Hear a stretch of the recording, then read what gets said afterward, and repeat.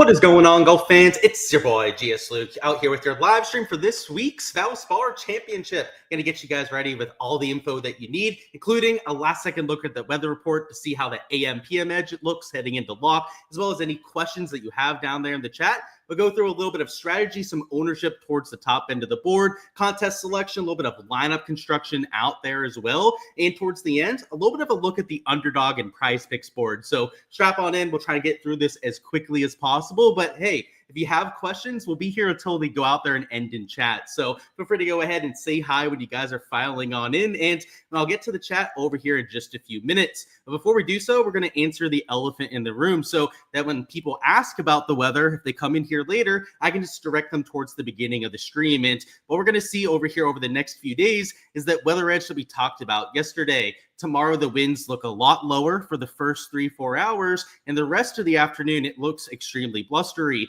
And then over here on Friday, where the HRRR model hasn't quite loaded in the entire way, we can look at this NEM model, this GFS model over here as well. It looks both cooler over there in Friday morning as compared to tomorrow. Right, tomorrow it starts around like 59 to 60 degrees. Tomorrow over there on Friday, or 2 days ago, I should say, 2 days from now, it's starting about 48, 49 degrees. So significantly cooler, as you can see there, and the winds are going to be up. And this GFS model is what I would say would be the most accurate, a little bit further out than some of these other models, is calling for a little bit of a higher temperature, right? Closer to 53 degrees to start the morning. But look at those wind gusts, right? They're around 20 miles an hour over there on Friday. And if we bring up all the models at the same time, you'll really get a gist for why people are expecting this edge. Almost all of them are calling for lower winds over there on Thursday morning. And if we go over here to Friday, they're all calling for it to be really cold over there, right? In fact, the HRRR, right? If you're a real truther for the HRRR model, it starts at 45 degrees on Friday, which is just unheard of over here in the Sunshine State. And while it does look like it might be a little bit calmer then, right? Closer to 6 to 10 miles an hour sustained, I mean, 45 degrees would be absolutely brutal on this sort of golf course. So I still think it looks like there's going to be a pretty significant edge. We'll have to see what this forecast on Friday shapes out to be. You know, earlier in the week, it did look pretty gusty over there in most of those models, right? This GFS model, this NEM model was the more predominant forecast that we saw earlier in the week. And if it reverts to that, right, let's say that HRRR model ends up changing overnight and maybe getting a little bit windier there, and these players could be in for a little bit of trouble. And I guess what's worth noting over here on this forecast is though the sustained winds on this HRRR are lower, right, than what you have towards the middle and latter half of the day for what's loaded in right here. I mean, look at the gusts though, right? They're at 25 miles an hour, about 7, 8 a.m. They're still in that 20 mile an hour range. They're at 9, 10 a.m. And they look to be getting lower as the day goes on, right? That is the key trend that you see there, right? And in all these other models like the GFS, the NEM, we could look at ECM, Icon. They're all really going to say the same sort of thing. They have the winds getting calmer as the day goes on. So this HRRR model overnight will get a lot more accurate as the rest of this day loads in. And it's expected to get a lot warmer over there on Friday.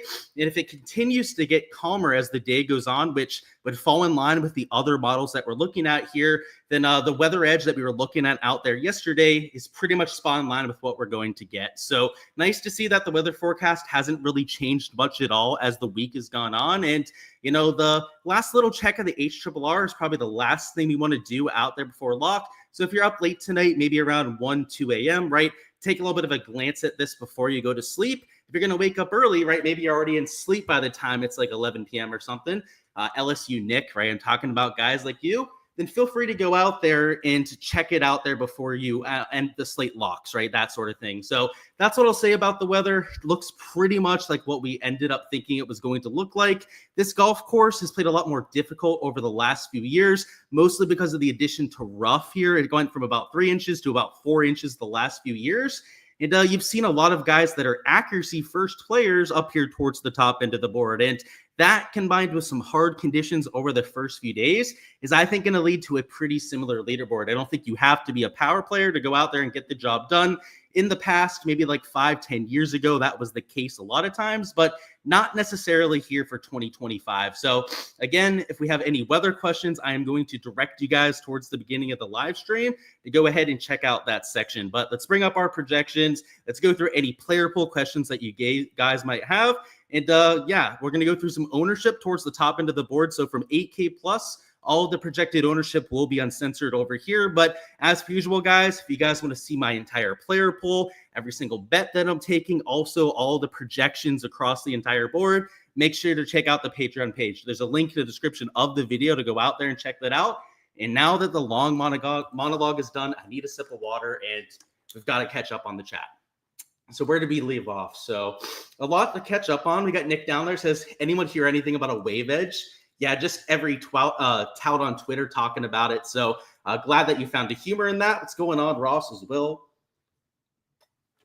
And shout out to DGen, by the way, who will be live at 8 p.m. Eastern time, or 7 p.m. in the Lord's time zone, as DGen would say. They got Chase, who says AM PM still looks better, but not as drastic. I would agree to disagree there, Chase, but still definitely looks like the side that you want to be on. What's going on, Brant? Says Web Revival Week. Let's go. Okay, you heard it there first from Brant. It's a bold take, that's for sure. Go Birds says, let's get it, Luke. Amen to that. What's going on, Rev Cloud as well? We got Zach, Carolina Reaper down there. And yeah, we love some weather. That's for damn sure. Yeah, Fleetwood Chalk Week, what could go wrong? Yeah, he could miss the cut. That's what could go wrong. Scott says, do I think it would have been better for the tour to have AM and PM this week? That's a good question, Scott. Now, it's tough to say that because it would go against every week that we have out here on tour, but it probably would be a lot more fair. So I don't know, maybe it's something that they should think about out there in the future, but it, to implement it in just a 1 week basis would be crazy, right? They couldn't go out there and do so. But it's a good idea, man, because yeah, this week I think it's going to screw a lot of players. What's going on? Jordan says, thanks for all I do. Of course, man, I appreciate the kind words. He said, would I go Kitayama or Bazanehoot? So personally, I like Bazanehoot a little bit more. He's actually a play that we're going to talk through together. So I would probably have to say him if I was choosing between the two, but the ownership, I believe, is within like 1-2% out there from player to player. So it's kind of like a pick your guy situation. Like I like Seabez, obviously, but if you liked Kurt Kitayama going in, it's not the ownership, right? That's putting you on one player versus the other. It's more so like just kind of picking your guy there at 7,600. So yeah, my take Seabez, but maybe it doesn't line up with you. We'll have to see. Can I deep dive Nikolai Højgaard? Absolutely. So I bet I'm outright this week. So already did a full deep dive on him on the channel, but SparkNotes version, love the iron play. He's gaining over a stroke per round with the irons. Recent form ranking puts him in the top 20 out there in this sort of field. I bet him at 75-1. So I think he's a fantastic play. LSU Nick catching strays. Absolutely not. He's an old guy now. He recent birthday out there for Nick, and we can officially call him old now, is all I'll say. Fleetwood is winning as the favorite would be ironic. It would, man, especially because it's like such a weird event out there with this weather edge. Fleetwood, the favorite, is wild. He's been racking up wins since he got on tour. Yeah, the irony there is crazy. Not a great course fit, but thoughts on Jaeger as an AM pivot? I think you hit the nail on the head there. He's got great form because of what he did at the Players. And it's going to be a soft golf course. And what I really noticed about Jaeger watching over the last maybe day and a half at the Players, I was rooting against him because I bet against him on some props, which for Sunday ended up working out in our direction. But he's a dart thrower. I noticed that, man. He just goes after every single pin. You have soft conditions, and I mean, he's going to hit a bunch to like 3 to 5 feet. I love the fact that he's on the right side of the draw, and also the fact that it's going to be soft for the first few rounds. I should have probably mentioned it a little bit earlier, but they did get 3 inches of rain over there on Sunday, so this golf course is going to be darts for the first few days. Jay says, my best PM AM lineups to get under the field on. So, yeah, I'm not playing a bunch of PM AM guys, Jay, but I do have a few guys mixed in, so yeah, and I know, by the way, that Nick's in bed by 8 p.m. That's the other part to it, too. It was true. Nick actually does go to bed that early. But yeah, let's talk about the PM AM guys real quick. So I mentioned that edge, but anytime I mention an edge, guys, this is just like, I guess, a disclaimer out there. Does not mean I'm going 100% on that edge. And this week is an example of that. There were actually a few guys on my player pool that I'm using from the bad side of tee times. Now, are they plentiful? Absolutely not, right? They are very limited out there in my kind of exposure. But there are a few guys, especially in that 8, 9, and one guy up there in that 10K range. And I guess there's only one guy in the PM. So you know who I'm playing. It's Justin Thomas, right up there at $10,800 that I'm still using out there in some lineups. So There are a few exceptions to the rule that I'm getting to this week, and partially because I don't think there's enough guys up top if you're just playing AM guys to go out there and mix them in. And what we also notice over here in the ownership tab is that it is heavily skewed towards the AM guys. Like a Tommy Fleetwood is over 30%. I've got a Sepp Straka at nearly 30%. Now, a Burns, because of his really shitty form and because he's maybe a little expensive, isn't that chalky, right? He's like 15, 16%. But Justin Thomas is also like 15, 16%. Now, a little bit over that, right, at 17.7 over there in my projections. But you get the point. You can find some ownership discounts out there on some PM guys. And, the first few rounds, you've got to hope they go out there and play miraculous golf, that they gain a bunch of strokes to the field out there on the harder side. And there are a few guys, Justin Thomas is the one guy I'll give you out that I'm playing from that side of things that are kind of known for that. They're, tough mutters. They go out there, they can play when conditions get tough. And a lot of them are guys that can manipulate their ball flight. So Justin Thomas sneaking his way into a few lineups for me, but he's far from a high exposure play. I'm using guys like Sepp Straka, where I'm playing guys like Sam Burns out there in my lineups. By the way, Sam Burns is a two-time champion here, so not only is on the right side of the draw, but also an elite course history player. Those kind of guys I'll play in 40% of my lineups because I feel great about them on the right side of the draw. Justin Thomas is more of a leverage play, more of like a 20-25%er for me, which might not even be close to 1.5x leverage. Now, if you're in a single entry and you use a Justin Thomas, now that'd be kind of like the ultimate spot to go out there and get that leverage because people are going to be even more likely to play that weather edge out there in single entry sort of contests. So I would still mixing him into large field GPPs. I have him out there in my 150 max for the big $5, but in single entries, which I haven't built quite to this point, I think that there's especially in some of the higher dollar ones where people are going to be a little bit more scared to play some of those PM guys, could really be an option to go out there and consider. We also have a lot of ownership coming in on a few guys down here in this 8-9K range. So because there's not a whole bunch of players to go out there and choose from, you have a lot of ownership centered around the same sort of players. You see here, Tom Kim is one of the few guys that's AM. Same thing with a Michael Kim that's over 20% owned. And Adam Scott, especially down here at the top end of the 7K range, there's a lot of condensed ownership going on. So, if you want to take a shot on one of these PM studs towards the top end of the board, like there are a few guys who can go out there and play. And you can see Luke Clanton is a guy that I'm going out there and still playing because I think he's just much more talented than some of the other guys around him. I think that he's potentially a top 25 player in the world right now. And in this sort of field, I think he should easily be in that 9K range when it comes to his talent level. So, especially at sub 10% ownership, like that's kind of crazy for Luke Clanton, considering the kind of finishes that he's been posting out here on the PGA Tour. I mean, it's just been a top 20 machine almost every single start. He's got well over a 60% top 20 rate out here on the PGA Tour. At 6.5% ownership, you throw him in 12% of your lineups right there, and that can be leverage on that sort of player. So, a Justin Thomas, a Luke Clanton that I'm going out there and mixing in on the wrong side, there's not a whole bunch of players that I'm doing that with. And in fact, I think the cheapest guy I'm using from that side is Luke Clanton over there at like $8,500. That 6-7K range where players get a little bit weaker is where I'm leaning into that weather edge just a little bit more. So it's a strategy that I typically use when we have these kind of weather situations. And there are times where I will go all in, but I don't think it's the kind of field where we can do that. Like there are some guys like JT that I think are just better players than what you have pretty much with anyone else in this field. Like you could argue Xander's on that same level, but he's kind of rusty, kind of out of form right here at this point. Considering the form, considering the rust, all of those factors out here in this field, Justin Thomas clearly the best player that we have out here. So that's also part of the reason that I use him as an exception. The other things I want to note when it comes to the ownership is that there aren't really anyone, like there's not really anyone up here that's like unowned. Like maybe a Cameron Young at $8,000 there at 4.4%. Like guys like Smalley, I've got it sub 7%. Same thing with a JT Poston, but that's still significant ownership, right? Like if you're truly going to try and find a leverage play, like you could easily find an AM guy, right? As opposed to these guys that are all PM wave, right? That's why they're all super overlooked. Just further down the board, like go down here to the lower end of the 7K range, and you've got a whole bunch of players here that are sub 5% owned that are on the proper side of the draw. So that's why up top, like I'd rather just kind of take the chalk, kind of eat that chalk on the guys that are on the right side. And then, further down towards the bottom end of the board is where I get a little bit cute about it. Now, there are a few exceptions, as we have already mentioned, but for the most part, that is going to be my strategy. Let me see if there's any questions on here on some of the studs. And then if not, We're going to go through some of these diamonds in the rough. Some of them will be outright bets that we didn't mention over there on Monday. And then a few other top 20 bets. I think 5 that I mentioned as well. What's going on, Greg? What's going on? Jay said, good shit. Thanks. Of course. Got to be up bright and early to catch the DP World Tour action. Yeah, I probably won't be up for that, Brant, but maybe over the weekend I might be swayed into it. Thoughts on Hoey? Fantastic ball striking form. He's gaining like over 2 strokes per round ball striking over his last 12 rounds. And then he's on the right side of the draw too. So I think he'll get some ownership, maybe even like 8 to 10%, which is kind of crazy for a player in that range, but he's going to catch some steam with those kind of stats.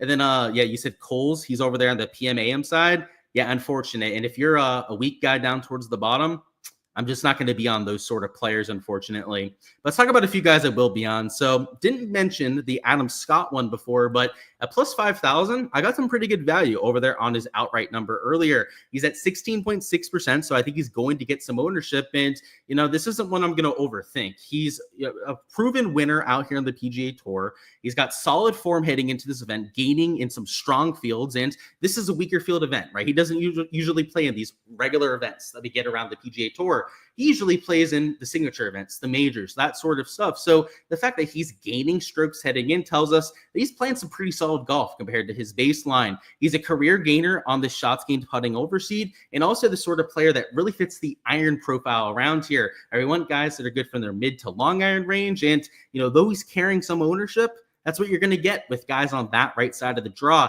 Outside of him, a Benny Ann there in the AM wave, there aren't a lot of other players to even choose from there. So part of this is just the wave edge and people leaning into it, which I think is going to be a little bit more prevalent this week. In the past, I would have told you guys that, you know, this wave edge isn't going to impact ownership all that much. But as content's gone a little sharper as time has gone on, you have more people, especially this Monday. I saw a ton of people, you know, pumping that wave edge out there. And pretty much every piece of content that I saw, people delaying their content like myself, right, to try and wait for the tee times. They go out there and target certain bets.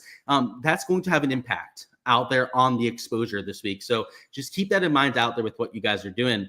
I also took a Steven Yeager. So I know we had the question about him before, but I like the soft golf course out there for his game. And I've only got him at about 11% ownership. So because there's enough guys over here in this 7K range to choose from, I have him a little bit lower owned than some of the other guys around him. And what I like is the form heading in. That's apparent, of course, over there from the players, but another guy that's good at putting on this overseed. So he's got the form from last week. He gained a bunch of strokes on the same type of grass. And at 60 to 1, I believe he's closer to like 35 to 1 or something like that. Same thing with Adam Scott.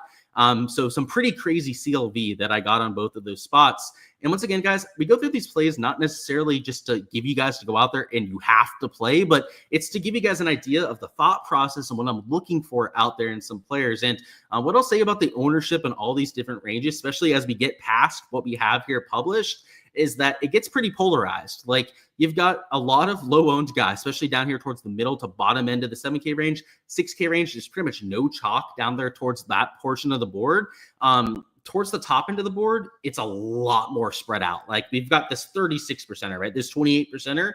Outside of a few guys here, like maybe a Seabez that's getting some ownership, a Jacob Bridgman that we'll talk about here in a minute too. It's a lot of these 5%ers that you're going to see. So like a Højgaard, for example, here, 10%. This is one of the higher ownership numbers that we have here. So just keep that in mind that for the most part, it's pretty spread out. So you could call these kind of people donkey chalk in a few cases. I'd be totally fine. I totally understand why you'd say that, right, with these sort of players. But you can use them if you're getting different towards the top, right? So if I'm going to use a few of these players that we're about to talk about that I think are fantastic plays this week, right? I think there's a reason why they're carrying some ownership here. Then maybe it's a good idea to throw in that Clanton, right, at single-digit ownership. Maybe to throw a screwball at you, right? You don't start with the 30%er and a Fleetwood or a Straka. You go with the Justin Thomas, who might be closer to like 12, 13% out there in some GPPs, right? I'm saying like 17, 18%. That'd be like the big $5, $25, where you have people taking more risks. Other GPPs, right, that are maybe a little bit smaller, right, not 150 max sort of contest, I could see them in that low single-digit range. So if you started with a player like that, right, and then went to some of these chalkier AM guys, you know, the weaker players, or those 6, 7K guys that, like I said before, were a little bit more impacted, I think that that's where it makes a little bit more sense with the lineup construction. So just remember, it's not who you play, it's how you play them out there in lineups.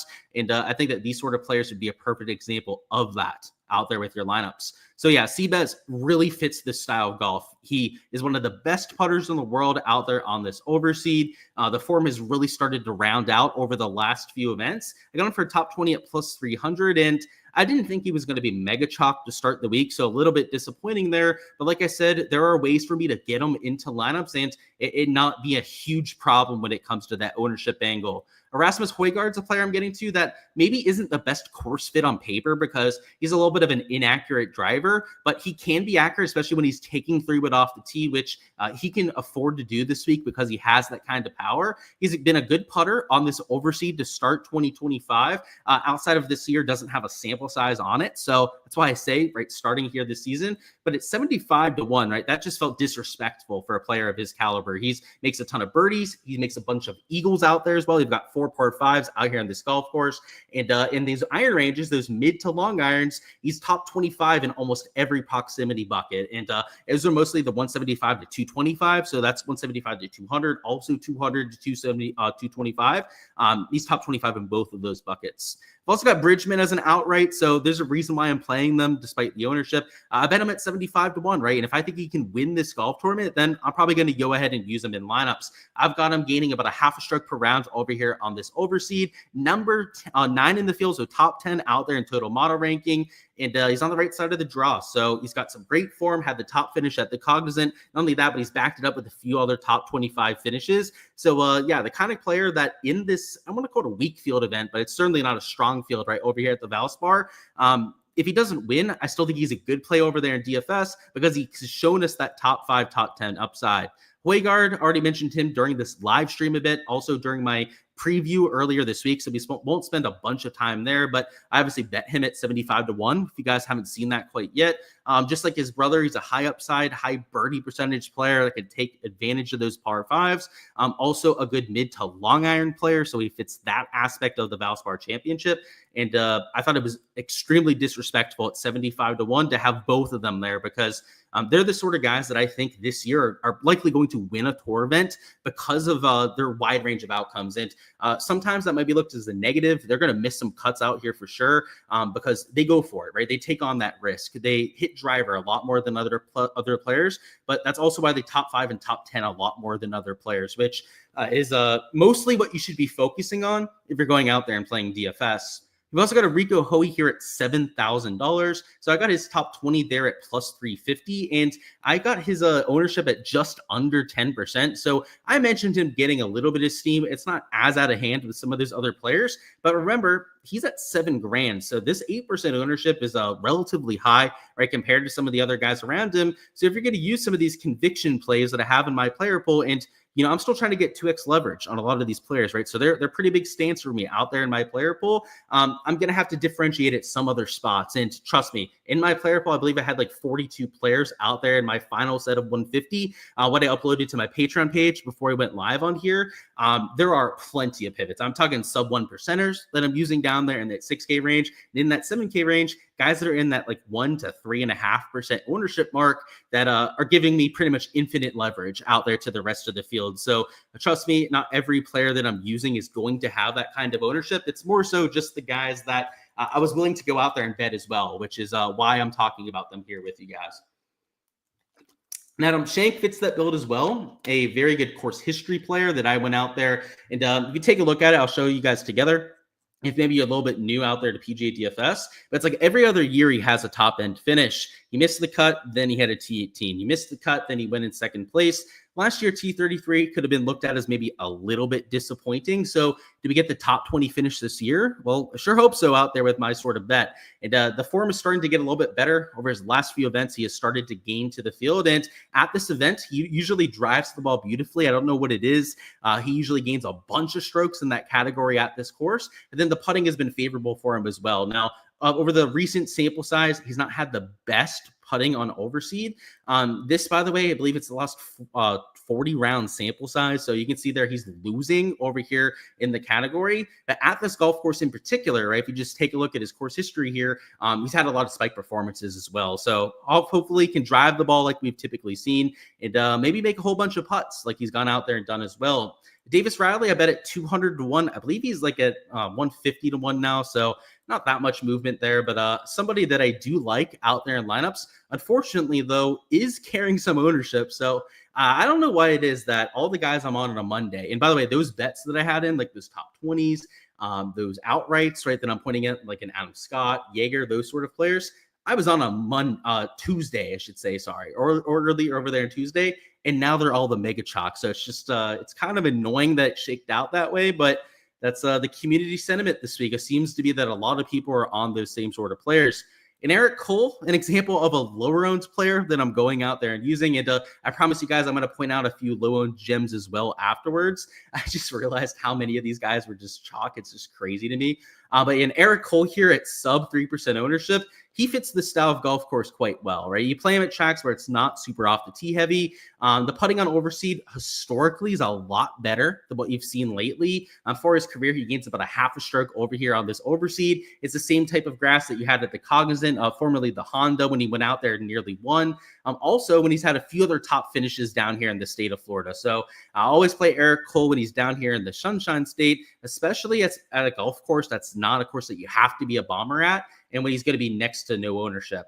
Also playing some Neil Shipley here at $6,500, and he's the last player that we're going to go through here together. As it has top 20 at plus 800, and you can see him there at about 3% ownership as well. So the kind of player that you're not taking in, 15, 20% of your lineups, they're going out there and getting that leverage, probably closer to like 5 to 7%. And you can see over here, he's my number 13 ranked play in the entire field when it comes to the total model ranking, mostly because his ball striking form has been on absolute fire. And if you haven't been tracking him, some of these have been over there from the Korn Ferry Tour. So like, you've got to take this with a grain of salt. Like, it's not coming from PGA Tour stuff, but on the Korn Ferry Tour, it's just been him ripping irons and ripping driver, right? Out there around every single golf course. That usually translates pretty well over there to the PGA Tour. Now, is it easier to go over there and gain strokes to the field when you're playing against guys that are weaker competition? Sure, right? That's obviously going to be the case.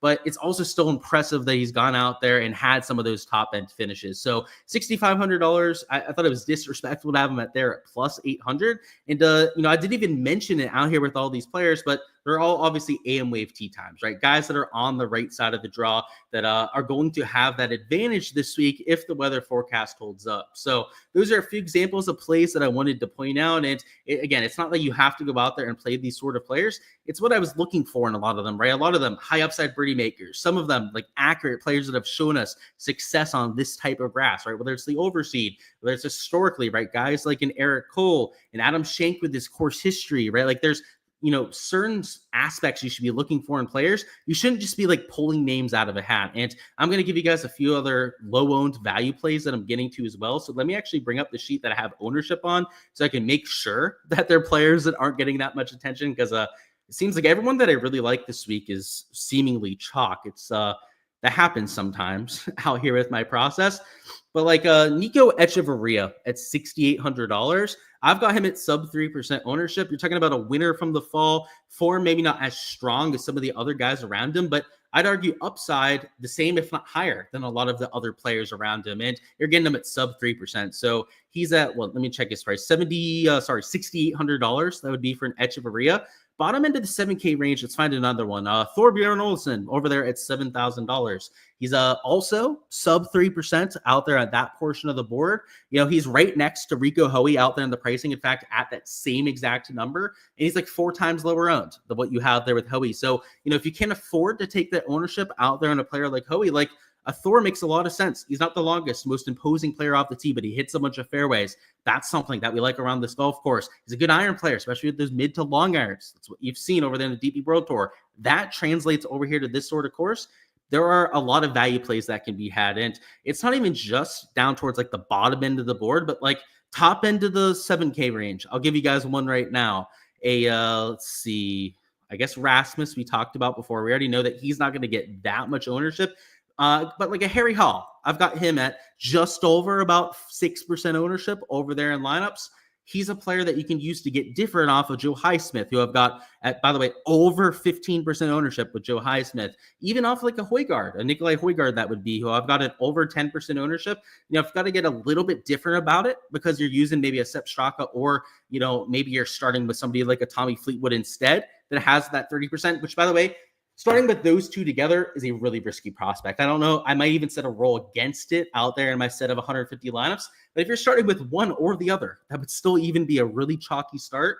It might make sense to be getting to guys like a Harry Hall down here in this range, as opposed to players like a Joe Highsmith or a Nikolai Højgaard, for that matter. So that's the idea out there with ownership, and really thinking about your lineup construction when putting it together. You got to think about it as a puzzle, right? It's not just one piece of that puzzle that matters when you're putting the whole picture together. It's how those 6 pieces fit together. And depending on the contest that you're going out there and entering, right, it could be a large field GPP, right? You're going to need some low-end pieces in there to mesh with any of that chalk that you're taking, to make sure that you're not going to duplicate yourself and not have leverage out there in lineups, right?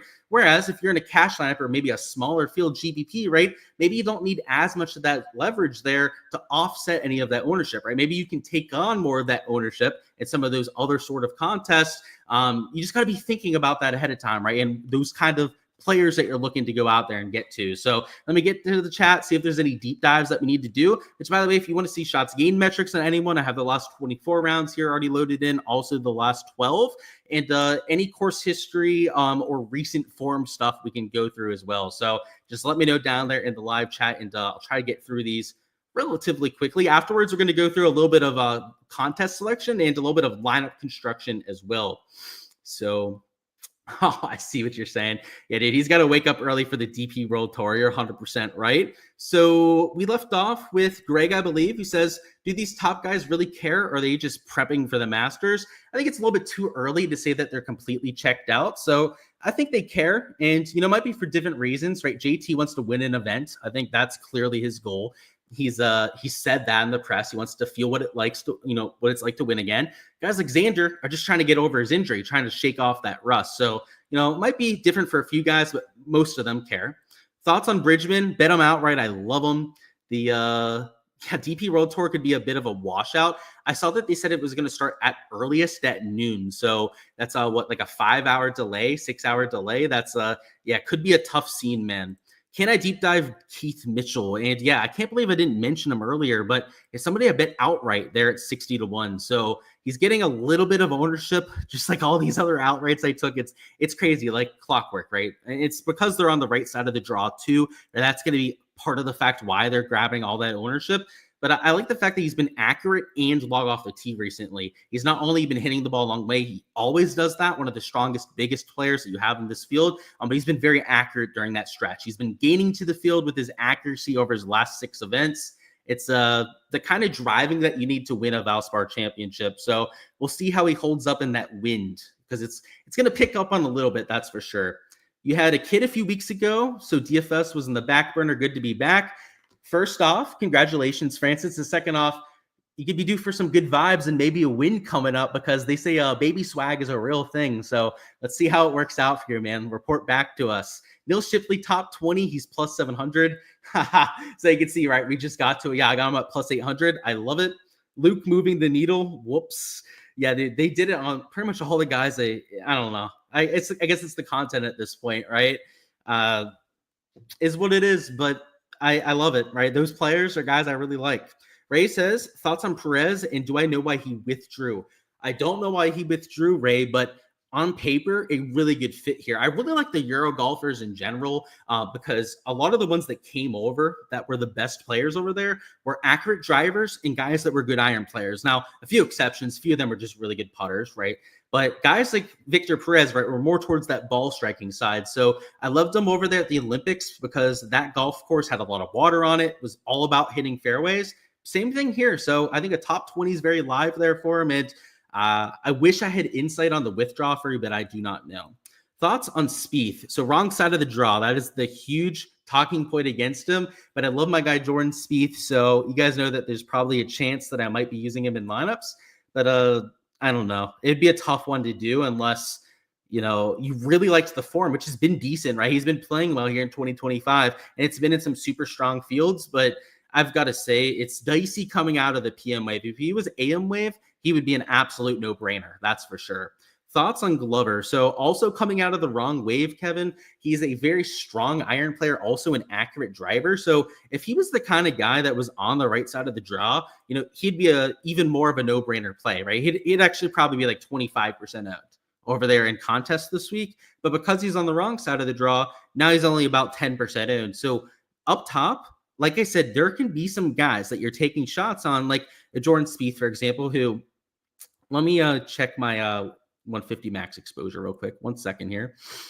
Just want to confirm something before I say something incorrect. Yeah, he's in more than 10% of my lineups. That's what I'll say out there at the number. Out there in my set of 150, there are guys that you can also take, like a Lucas Glover, who you could play maybe 15 to maybe 18% of lineups. You don't have to go the full like balls deep 2x leverage out here on all these players. If you want 1.5x on one of these sort of guys, it could be a spot that you're just trying to get a little bit different with. So I wouldn't be against that. Carl Billups deep dive, big boy group, bad wave though. Dude, he's a damn good player, especially when you take a look at some of the ball striking lately. That's going to be the case when you win an event, but these stats don't even incorporate the win because it was an alternate field event. They didn't even have the lasers for it. And you can see in some of the other events that he's played in, it's been the iron play and just absolute piss missiles out there with the approach play. So I'm cool with it. I think he's a high pedigree player. I mean, you win this early onto your PGA Tour career and you're wearing Sunday red out there with Tiger stuff. You've got some swagger to you. Absolutely. Gloves and smalls have been dialed in. Who do I lean there? So both on the wrong side of the draw, but I'd probably go Glover. The only reason I say that is I trust him more in the wind. Even if you're on the right side of the draw, guys, right, you're still going to get some wind, especially round 1. Round 2, maybe not so much. It should be calm out there for the PM guys. But yeah, round 1, you're going to have to hold on for your last few hours of play. So I trust Glover to do that a little bit more. Is 42 players in the poll for 150 max a good number, or do you need to condense it? That depends on your sort of like play style, right? For me personally, that's exactly how many I have. I believe I have 42 on the dot, Fred. So I would say that that's a pretty sharp number to go out there and play for this week. But there have been weeks I have over 50 players in a 150 max pool. Now, that's only going to be on weeks where you have a field like this, right, of 150 plus players. If you're in a field of 72 players, right, that's far too many to go out there and play. But yeah, depending on the week, that could be a good number. I would say condensing it's never a bad idea. I have gone as low as maybe like 24 players out there on 150 max pool before. I'd say the sweet spot for me is probably closer to 34, maybe 35 players. But when you have a wave edge like this, I kind of scatter shot towards the bottom a little bit more because I just want to have a lot of the scrubs out there from the good wave because a lot of those guys are going to make the cut. Like usually when we take a look at these situations, it's like a 65% made cut rate. You're going to get a lot of these slap dicks down towards the bottom that just make it to the weekend and score well. So it's that's how I handle it. That's why I go with a little bit more on a week like this, but you might want to condense it based on your play structure, right? It doesn't have to be that way, right? If you want to condense it down, have more leverage, then that's definitely a viable strategy as well. What I'm going to do next is go through some of the contests that we have available, which a lot of them have filled, but we can go through what's available over there on Draftkings. And then we're going to put together a lineup or two to talk about the thought process. So in terms of the contests that we have on here, the big 555 still has some spots available. So it looks like a little bit less than 100 there. Payout structure is trash in my opinion, but a lot of people like that 555, so good for you, right? It's there if you want it. Also a secondary that looks like it just went up for that 555. The big sand traps still have some spots available as well. I believe the $5 does too. I don't think it's going to show up for me though because I've already max entered it. But you can see here the payout structure is so top heavy that outside of me going out here and max entering this $5, it's just I don't have a lot of interest in those other contests that are top heavy. They're first off a little bit too rich for my bankroll right now. And I prefer that 5. It's a little bit, it's still top heavy. It's still a 6th over there, the first place, but it's slightly less top heavy than all of those other contests that you've seen. A few others. So you have the smaller $5 that opened up here. So it's about 2,400 entries over there. That is still super top heavy, but it's a 5th the first place. So kind of like the other $5, it's not the worst contest I've ever seen. The big $200 single entry seems to be about 300 entries out there from filling. It's a little bit too top heavy for my liking. So that's why I didn't go out there and enter it. In fact, I haven't entered any of my single entries yet, so I'm still trying to kind of shop around and see what's available. I might go with like if they have any smaller $100 here. So like this one right here, right? I'll probably enter this because it's not nearly as top heavy. Just like the $5 GPP I'm entering, it is a sixth out there to first place, which compared to like the fourth, the third to first place, like you have in the big $25, big 5 GPPs. That's why I'd want to go in that sort of direction. So we'd have to see. Maybe they'll make another $100 single entry when that one gets filled or at least close to filling. And then you've got like these $33 that I believe I can throw like maybe a couple lineups in there as well. That's what I'm thinking, right? I have my 150 max that you can see here. Actually, shouldn't have clicked. Actually, okay. I didn't want to bring up my lineups and have anyone dupe them over there if it came up there on accident.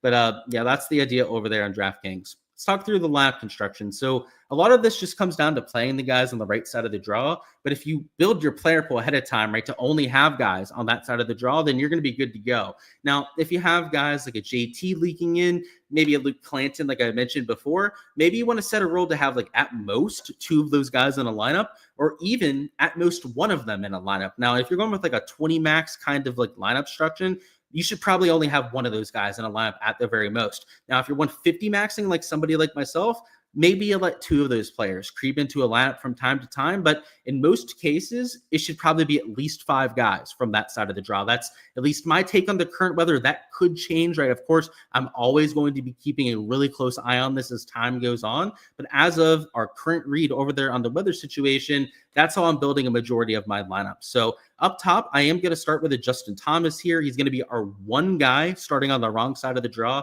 And it's partially because of the leverage, right? You can get slightly lower ownership there. And then I'm going to throw in a Sam Burns as well. So these 2 players, right, they still have some ownership, about 15, 16% apiece out there between a JT and a Sam Burns there. But compared to some of the other guys around them, right, they're lower owned than some of the other guys like a Fleetwood, a Straka, other guys out there on that right side of the draw. So let's throw in those 2, maybe get a little different up there towards the top. And then down here in the 8K range, I'm going to throw in an Adam Scott that's a little chalkier. Now, partially because he's one of the only guys here that's on the right side of the draw, and because we can afford to take some ownership with some of the stands we took there, that 9-10K range. Now with about 7,000 for our last 3 spots, I'm going to throw in a slightly differentiated place. Rather than going with a Jacob Bridgman, I'm going to throw in a Billy Horschel that I have at slightly lower ownership, who I would actually argue is the better player long-term out there between those 2.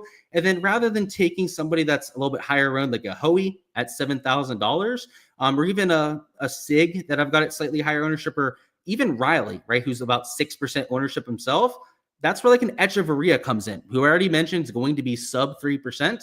Large field GPPs, this kind of leverage that we have here, right? Like even if rather than taking a Sam Burns up top, we went with the chalky Straka at $10,000, this kind of lineup, because you've got a pivot in Echeverria, kind of pivots and guys like a GT, a Horschel down there, you've got enough leverage out here in this kind of build that as long as you're not taking a mega chalky guy as your last man in here, you're going to be totally fine. And looking at the players here at $6,700, there's no one you could play, right, that would make this lineup too chalky. So that's the idea with making some of those pivots. It's not like you have to play chalk like a Straka, right? That's not why we made that pivot. I'm totally fine with having a Sam Burns in there, who, by the way, again, multiple-time champion out here around this golf course. Now, form sucks, but if you're a course history truther, right, it's the perfect time to hop on that sort of play.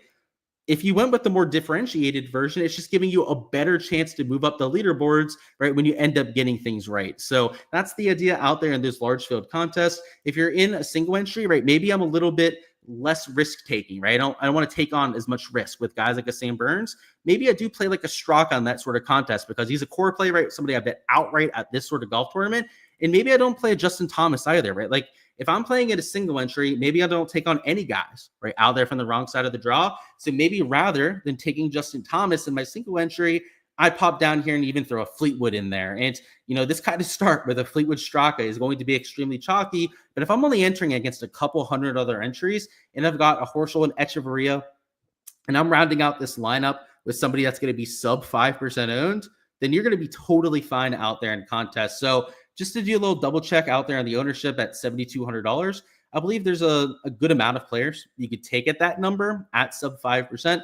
But just to do a double check, let's see here. So like A Matt Wallace is a player you could take on the AM side that is sub 5%. A Johnny Vegas, another player at that number that would fit that sort of mold. Those sort of players you round off that kind of lineup with, and you'd be totally fine. And even if you used a guy that's a little bit higher owned than, let's say, a Kevin Yu, for example, who I've got it close to 6% ownership, even if you threw him into that kind of lineup, if it's a single entry, right, that's what we're building for out here with this kind of combination, you're probably fine out here in that sort of contest, because you're not entering against 1,000 entries. You're not entering against 10, 20, sometimes 50 to 60,000 entries like we have for some of these large field GPPs for main slate. No, you're entering against a couple hundred other people, right? And your task to go out there and take down that contest is a whole lot different, right, than playing in some of those large field contests. So just a few things to think about when you're going through some of that lineup construction. I'll catch up on any questions down there in chat, but afterwards, so we're going to go through quickly some prize picks and underdog stuff here over the next 10 minutes, which, I've kept my exposure pretty tight out here for round number 1, but we're going to go through that slip together, which, speaking of, let me actually bring up the prize picks board, because that's where our exposure is, and we'll get to the chat here in a second as well. So just hang on with me here a second. Where we leave off. Here we go. Sip of water needed.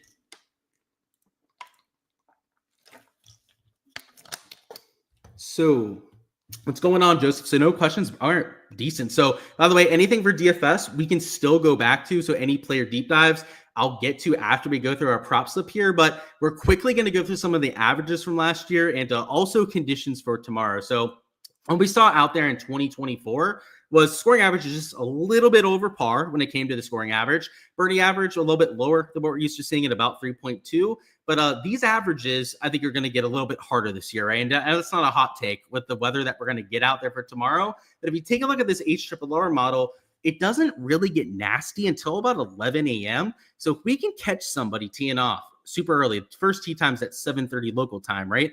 We can catch somebody going off that early. They're only going to play like maybe a third of the round at most when the winds are kicking up. And heck, if they're moving along pretty quickly, it might even be less than that over there for the round 1. So, for example, a Michael Kim over here. So I don't know if you guys saw my article over there at the Bet the Number blog. I do that every single week. If you haven't already seen it, make sure to go ahead and check it out. But like, I took his under there at 71.5 strokes. It's a par 71, right? Scoring average was a little bit lower than this last year. And before this wind really starts to kick up, like, this is just a normal day at this golf course. And the real X factor this year that I mentioned a little bit earlier is that they got a bunch of rain over there Sunday. The course is baby shit soft, is what I heard from a caddy that's out there on a bag this week. And he told me that the scoring when the winds are low is going to be a lot better than what you've seen the last few years. So like, these AM wave guys tomorrow, I actually think could play to an even par, even under par scoring average out there for a good part of the morning. And then when those winds kick up around 11, right,